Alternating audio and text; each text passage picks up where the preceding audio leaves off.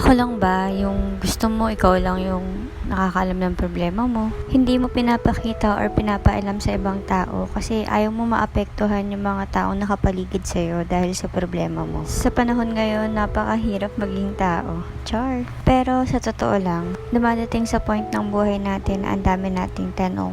Hindi mawawala yung comparison ng achievement sa iba sa sarili mo. Hindi sa naiinggit ka, pero yun yung gusto mo rin ma-achieve sa buhay mo. Pero ika nga nila, trust the process. Everything will fall in God's will. Sa ngayon, nahihirapan ka, pero papasaan pa at magiging okay din ang lahat.